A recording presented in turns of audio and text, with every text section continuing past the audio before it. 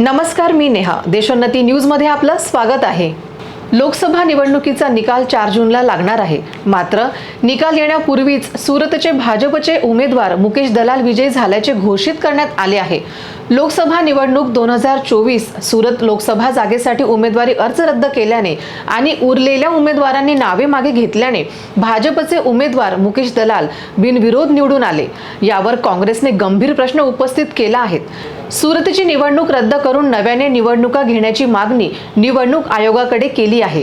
निलेश कुंभानी यांना या लोकसभा मतदारसंघातून काँग्रेसने उमेदवारी दिली होती.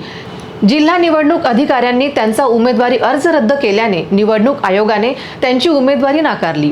त्याचवेळी या जागेवरील इतर सर्व उमेदवारांनीही अर्ज मागे घेतला. लोकसभा निवडणुकीच्या इतिहासात आतापर्यंत 35 उमेदवार बिनविरोध विजयी झाले आहेत. समाजवादी पक्षाच्या डिंपल यादव यांनी 2012 मध्ये कन्नौज लोकसभा पोटनिवडणूक बिनविरोध जिंकली होती. याशिवाय यशवंतराव चव्हाण, फारुख अब्दुल्ला, हरे कृष्णा महताब, टी कृष्णाचारी, PM सईद यासारखेच नेतेही बिनविरोध लोकसभेत पोहोचले आहेत. काही दिवसांपूर्वी अरुणाचल प्रदेशमध्ये झालेल्या विधानसभा निवडणुकीत भाजपचे 10 उमेदवार बिनविरोध विजयी झाले होते.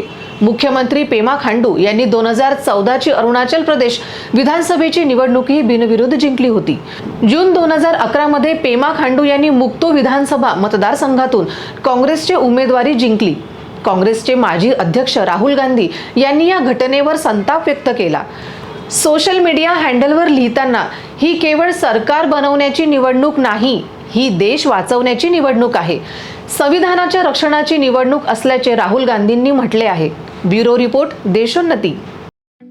ठळक घडामोडींसाठी देशोन्नती न्यूज चॅनलला सबस्क्राईब करा आणि बेल आयकॉन प्रेस करा. मुंबई, पुणे, नागपूर, मराठवाडा असो का विदर्भ, राजकीय, सामाजिक, शैक्षणिक क्षेत्र असो का क्रीडा, सर्वच घडामोडीचे विश्लेषण पाहायला विसरू नका.